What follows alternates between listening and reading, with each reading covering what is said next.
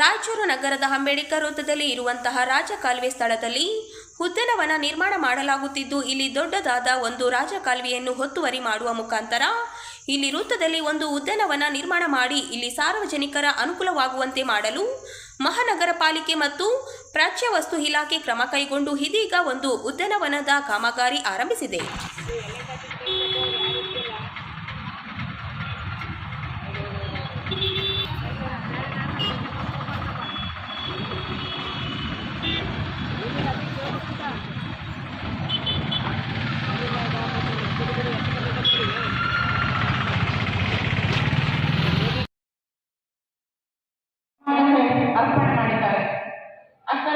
ಕನ್ನಡ ಸಾಹಿತ್ಯ ಮನುಷ್ಯನ ಭಾವಗಳನ್ನು ಪರಿಪಕ್ವಗೊಳಿಸುವ ಔಷಧಿ ಇದ್ದಂತೆ ಸಾಹಿತ್ಯ ತನ್ನ ತಕ್ಕೆಯಲ್ಲಿ ಅಳವಡಿಸಿಕೊಳ್ಳದ ವಿಷಯಗಳಿಲ್ಲ.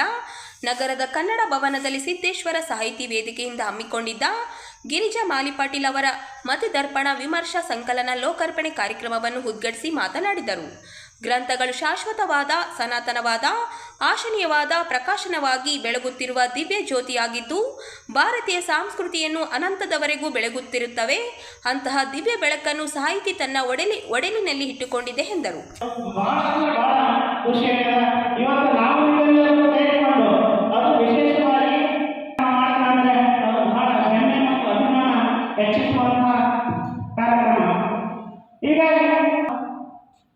ಸಮಾಜದ ಸ್ಪಂದನೆ, ಕಾಲದ ಸಾಕ್ಷಿ ಮತ್ತು ಓದುಗರ ಮನಸ್ಸನ್ನು ಗೆಲ್ಲುವ ಶಕ್ತಿ ನಾಡಿನ ಇತಿಹಾಸ ಬರಹಗಾರರ ಲೇಖನಗಳು ಮತ್ತು ಇಂತಹ ಸಂದರ್ಭದಲ್ಲಿ ಅವೆಲ್ಲವೂ ಕೂಡ ಜನರ ಮನೆಗಳಿಗೆ ತಂದು ಕನ್ನಡ ಸಾಹಿತ್ಯ ರಂಗ ಇನ್ನಷ್ಟು ಶ್ರೀಮಂತಗೊಳಿಸುವಲ್ಲಿ ಮೇಡಮವರು ಅದ್ಭುತವಾದಂತಹ ವಂದನೆ ಅರ್ಪಿಸಿ ನನ್ನ ಮಾತಿಗೆ ವಿರಾಮ ನೀಡುತ್ತೇನೆ. ನಮಸ್ಕಾರ.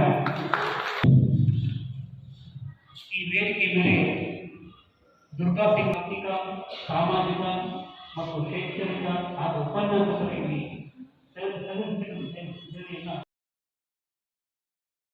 ದಲಿತ ಸಾಹಿತ್ಯ ಸಮ್ಮೇಳನವನ್ನ ನಾಡಿನ ದಲಿತ ಸಾಹಿತ್ಯ ಪರಿಷತ್ ರಾಜ್ಯ ಘಟಕ ಗದಗ ಹಾಗೂ ರಾಯಚೂರು ಜಿಲ್ಲಾ ಘಟಕದ ಆಶ್ರಯದಲ್ಲಿ 11ನೇ ಅಖಿಲ ಭಾರತ ದಲಿತ ಸಾಹಿತ್ಯ ಸಮ್ಮೇಳನ ಡಿಸೆಂಬರ್ 20 ಹಾಗೂ 21ರಂದು ನಗರದ ಪಂಡಿತ ಸಿದ್ದರಾಮ ಜಂಬಲ್ದಿನಿ ರಂಗಮಂದಿರದಲ್ಲಿ ನಡೆಯಲಿದೆ ಎಂದು ರಾಜ್ಯ ದಲಿತ ಸಾಹಿತ್ಯ ಪರಿಷತ್ ಅಧ್ಯಕ್ಷ ಡಾಕ್ಟರ್ ಅರ್ಜುನ ಗೋಳಸಂಗಿ ಹೇಳಿದರು. ಅವರಿಂದು ನಗರದ ಸುದ್ದಿಗಾರರೊಂದಿಗೆ ಮಾತನಾಡುತ್ತಾ ಜಯದೇವಿ ಗಾಯಕವಾಡ ಸರ್ವಾಧ್ಯಕ್ಷರಾಗಿ ಆಗಮಿಸಲಿದ್ದಾರೆ. ವಿಚಾರಗೋಷ್ಠಿ, ವಿಶೇಷ ಉಪನ್ಯಾಸ ಮತ್ತು ಸಂವಾದ, ಸಾಹಿತ್ಯ ಸಾಂಸ್ಕೃತಿಕ ಕ್ಷೇತ್ರದ ಸಾಧಕರಿಗೆ ಪ್ರಶಸ್ತಿ ಪ್ರದಾನ, ವಿಶೇಷ ಗೌರವ ಸನ್ಮಾನ, ರಾಷ್ಟ್ರೀಯ ಪುಸ್ತಕ ಪ್ರಶಸ್ತಿ ಸನ್ಮಾನ ಹಾಗೂ ಕಲಾವಿದರಿಂದ ಸಾಂಸ್ಕೃತಿಕ ಕಾರ್ಯಕ್ರಮಗಳು ನಡೆಯಲಿವೆ. ದಲಿತ ಹಾಗೂ ಬಿಜೆಪಿ ಮುಖಂಡರಾದ ರವೀಂದ್ರ ಜಾಲ್ದರ್ ಪರಿಷತ್ತಿನ ಧ್ವಜಾರೋಹಣ ನಡೆಯಲಿದೆ ಎಂದರು. ಡಿಸೆಂಬರ್ 20ರಂದು ಬೆಳಗ್ಗೆ 8ಕ್ಕೆ ಮಾಜಿ ಮಹಾನಗರ ಪಾಲಿಕೆ ಅಧ್ಯಕ್ಷರಾದ ನರಸಮ್ಮ ನರಸಿಂಹಲು ಮಾಡಿಗೇರಿ ಕಾರ್ಯಕ್ರಮ ಉದ್ಘಾಟನೆ ನೆರವೇರಿಸಲಿದ್ದಾರೆ. ಜಯಣ್ಣ ಮುಖ್ಯ ಅತಿಥಿಯಾಗಿ ಜಯಣ್ಣ ಆಗಮಿಸಲಿದ್ದಾರೆ. ಬೆಳಗ್ಗೆ 9 ಗಂಟೆಗೆ ನಗರದ ಬಸವೇಶ್ವರ ವೃತ್ತದಿಂದ ರಂಗಮಂದಿರದವರೆಗೆ ಸಮ್ಮೇಳನ ಅಧ್ಯಕ್ಷ ಮೆರವಣಿಗೆ ನಡೆಯಲಿದೆ.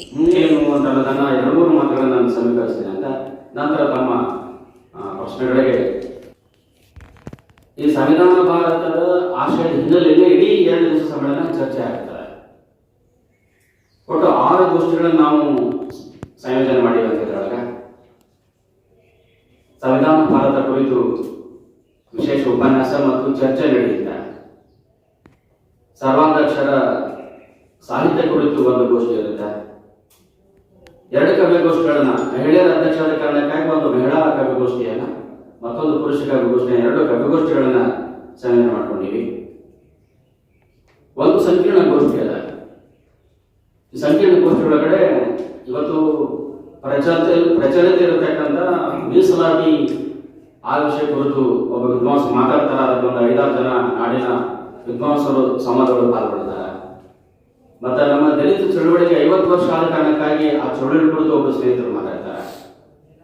ಮತ್ತು ನಾವಿಲ್ಲಿ ಸಮ್ಮೇಳನ ಮಾಡ್ತಾ ಇರೋದ್ರಿಂದ ರಾಯಚೂರು ಜಿಲ್ಲೆಯ ದಲಿತ ಬಂಡಾಯ ಸಾಹಿತ್ಯ ಕುರಿತು ಕೂಡ ಒಬ್ಬರು ಸ್ನೇಹಿತರು ಮಾತಾಡ್ತಾರೆ. ಜೊತೆಗೆ ನಮ್ಮ ದಲಿತರ ಉದ್ಯೋಗ ಮತ್ತು ಶಿಕ್ಷಣ ಕುರಿತು ಒಬ್ಬರು ಸ್ನೇಹಿತರು ಮಾತಾಡ್ತಾರೆ.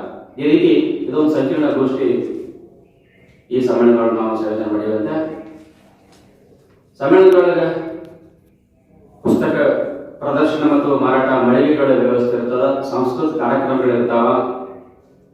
ಸಮ್ಮೇಳನದ ವಿಶೇಷತೆಯಲ್ಲಿ ಒಂದು ಮಹತ್ವದ ಏನು ಅಂತಂದ್ರೆ ಪ್ರಶಸ್ತಿ ಪ್ರದಾನ.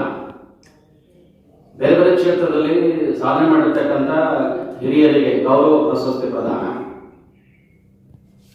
ವಿವಿಧ ರಾಷ್ಟ್ರೀಯ ಪ್ರಶಸ್ತಿಗಳನ್ನ, ಅದು ಸಾವಿತ್ರಿಬಾಯಿ ಫುಲೆ ಇರಲಿ, ಅಂಬೇಡ್ಕರ್ ಇರಲಿ, ಈ ತರ ಆಮಂತ್ರಣದಲ್ಲೆಲ್ಲ ವಿವರಣೆ ಇರುವುದರಿಂದ ವಿವಿಧ ರಾಷ್ಟ್ರೀಯ ಪ್ರಶಸ್ತಿಗಳು, ಅವು ಜೀವಮಾನದ ಸಾಧನೆಗೆ ಕೊಡ್ತಕ್ಕಂಥ ಪ್ರಶಸ್ತಿಗಳು. ಈ ರಾಯಚೂರು ವಿಶೇಷ ಸಮ್ಮೇಳನಕ್ಕಾಗಿ ನಾವು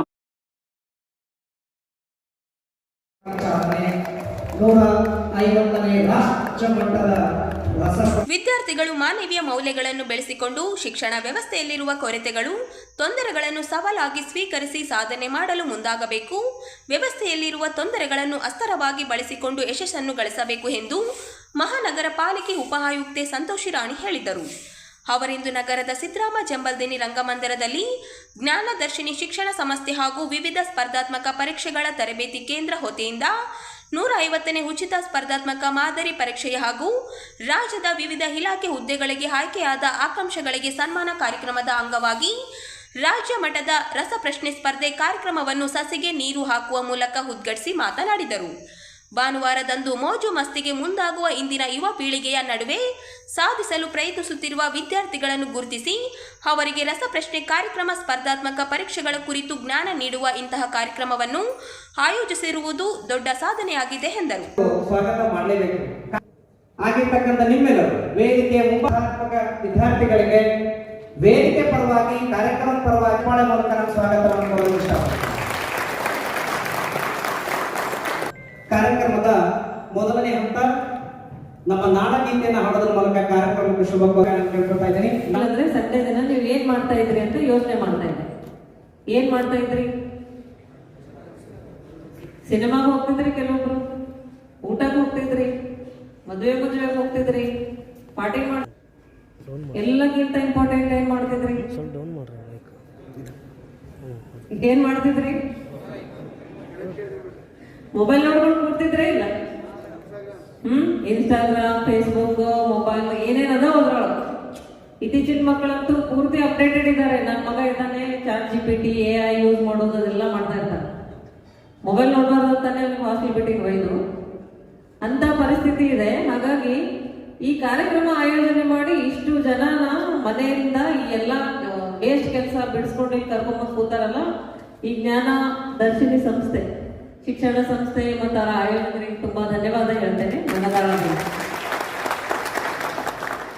ಇವತ್ತಿನ ಕಾಲದಲ್ಲಿ ನೀವಂತೂ ಮಕ್ಕಳು ಹೇಗಿದ್ದೀರಿ ಅಂದ್ರೆ ತಂದೆ ತಾಯಿ ಮಾತು ಕೇಳಲ್ಲ, ಅಕ್ಕ ಅಣ್ಣದವ್ರ ಮಾತು ಕೇಳಲ್ಲ, ಟೀಚರ್ಸ್ ಮಾತು ಅರ್ಧ ಕೇಳ್ತಿರೋ ಏನೋ, ಆ ತರ ಇದ್ದೀರಿ. ಅಂತವ್ರೆಲ್ಲ ಹಿಡ್ಕೊಂಡ್ಬಂದು ಇಲ್ಲಿ ಕೂರ್ಸೋದು ದೊಡ್ಡ ಸಾಧನೆ ರೀ. ಹಾಗೆ ಒಂದು ಗುಂಪು ಹೇಗಿದೆ ಅಂದ್ರೆ ತುಂಬಾ ಮಹತ್ವಾಕಾಂಕ್ಷಿಗಳಿದ್ದಾರೆ. ನಾವೇನು ಓದ್ತಿದ್ವಿ ನಮ್ಗಿಂತ ಜಾಸ್ತಿ, ಒಂದ್ ಪಟ್ಟು ಜಾಸ್ತಿ ಓದೋರಿದ್ದಾರೆ. ನಾವು 10th ಅಲ್ಲಿ 85 ತಗೊಳ್ಳಿಕ್ ಕಷ್ಟಪಡ್ತಾ ಇದ್ರೆ 100 ತಗೊಳಕ್ ಕಷ್ಟಪಡೋದು ಒಂದು ಗುಂಪಿದೆ. ಸ್ವತಃ ಸ್ವಇಚ್ಛೆಯಿಂದ ಓದೋರು ಇದ್ದಾರೆ, ಪೇರೆಂಟ್ಸ್ ಫೋರ್ಸಿಗೆ ಓದೋರು ಇದ್ದಾರೆ. ಅದೇ ರೀತಿಯಾಗಿ ಸುಮ್ಮನೆ ಟೈಮ್ ಪಾಸ್ ಮಾಡಿಕೊಂಡು ಜೀವನನ ಅದೇ ಸಿಲ್ಲಿ ರೀತಿಯಲ್ಲಿ ಕಳೆಯೋರು ಕೂಡ ಇದ್ದಾರೆ. ಹಾಗಾಗಿ ಈಗ ಕೆಲವೊಂದು ನಾನು ಇಲ್ಲಿ ಬಂದ ತಕ್ಷಣ ಚರ್ಚೆ ಮಾಡ್ತಾ ಇದ್ದೆ ಅವರು ಸರ್ ಜೊತೆ. ನಮ್ಮ ಶಿಕ್ಷಣ ವ್ಯವಸ್ಥೆನೇ ಒಂಥರ ತಳಪಾಯ ಇಲ್ಲದ ವ್ಯವಸ್ಥೆ ಇದೆ. ಇದರಲ್ಲಿ ನಮ್ಮ ಮಕ್ಕಳು ದಿಕ್ಕು ತಪ್ಪಿ ಹೋಗ್ತಾ ಇದ್ದಾರೆ. ಶಿಕ್ಷಣ ವ್ಯವಸ್ಥೆಯಲ್ಲಿ ಹೇಗಾಗಿದೆ ಅಂದ್ರೆ, ನಾನು ಮುಂಚೆ PU ಲೆಕ್ಚರರ್ ಇದ್ದಾಗ ಮಾರ್ಕ್ಸ್ ಕಾಪಿ ಮಾಡೋದೆಲ್ಲ ನೋಡಿದ್ದೀನಿ, ಬಹಳ ವಿರೋಧ ಮಾಡಿದ್ದೀನಿ ಅಂತೆಲ್ಲ ಮಾತಾಡ್ತಾ ಇದ್ದೆ. ಇದೇ ಶಿಕ್ಷಣ ವ್ಯವಸ್ಥೆಗೆ ಇಟ್ಟುಕೊಂಡೇ ಈಗ ಪಾರಾಗ್ಬೇಕು. ಅನಿವಾರ್ಯ ಶಿಕ್ಷಣ ವ್ಯವಸ್ಥೆ ಚೇಂಜ್ ಆಗ್ಲಿಕ್ಕೆ ಇನ್ನೂ 50 ವರ್ಷ ಆಗ್ಬೋದು, 100 ವರ್ಷ ಆಗ್ಬೋದು. ಇದೇ ಶಿಕ್ಷಣ ವ್ಯವಸ್ಥೆಯಲ್ಲಿ ಇದ್ದುಕೊಂಡೇ ನೀವೆಲ್ಲರೂ ಕೂಡ ನಿಮ್ಮ ಕಾಲ ಮೇಲೆ ನೀವು ನಿಂತ್ಕೊಳ್ಬೇಕು, ಮಾನವೀಯ ಮೌಲ್ಯಗಳನ್ನು ಗಳಿಸ್ಕೊಳ್ಬೇಕು. ಅದರ ಜೊತೆಗೆ ನೀವು ಇಡೀ ಜೀವನವನ್ನ ತುಂಬಾ ಯಶಸ್ವಿಯಾಗಿ ನೆಮ್ಮದಿಯಿಂದ ಕಳಿಬೇಕು ಅನ್ನೋದು ಒಂದು ಉದ್ದೇಶ ಇದೆ. ಈಗ ನಂದು ಸ್ವಲ್ಪ ಹಿಸ್ಟ್ರಿ ಕೂಡ ಹೇಳ್ತೇನೆ ನಿಮಗೆ.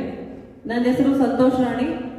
ನಾನು ಚಿತ್ತಾಪುರ ತಾಲೂಕು, ಕಲಬುರಗಿ ಜಿಲ್ಲೆ ಒಂದು ಹಳ್ಳಿ ಅಲ್ಲೂರು ಅಂಬಿ ಅಂತ ಗ್ರಾಮ, ಕುಗ್ರಾಮ ಪೂರ್ತಿ. ಅದು ಹುಟ್ಟಿದ್ದು ಬೆಳೆದಿದ್ದೆಲ್ಲ ಚಿತ್ತಾಪುರ ತಾಲೂಕಲ್ಲೇ. ಕರ್ನಾಟಕದಲ್ಲಿ 2ನೇ ದೊಡ್ಡ ತಾಲೂಕು ಆಗಿದ್ರು ಕೂಡ ಅದು ಸೈಜ್ನಲ್ಲಿ ಮಾತ್ರ ದೊಡ್ಡದಿತ್ತು. ಇಂದಿಗೂ ಕೂಡ ಅಲ್ಲಿ ಒಳ್ಳೆ ಫೆಸಿಲಿಟೀಸ್ ಇಲ್ಲ. ಅಂತ ಒಂದು ಟೈಮ್ನಲ್ಲಿ 8ನೇ ಕ್ಲಾಸಿಗೆ ಬಂದ ತಕ್ಷಣ ಮದುವೆ ಮಾಡುವಂಥ ಕಾಲ ಇತ್ತು ನಮ್ಮದು. ಯಾರೂ ನಮ್ಗೆ ಇಷ್ಟಪಟ್ಟು ಓದು ಅಂತ ಹೇಳ್ತಿರ್ಲಿಲ್ಲ. ತಂದೆ ತಾಯಿ ಸಮೇತ ಓದಿಲ್ಲ. ನಾನು ಡಿಗ್ರಿವರೆಗೂ ಎಲ್ಲ ಸರ್ಕಾರಿ ಶಾಲೆಗಳಲ್ಲೇ ಓದಿದ್ದು.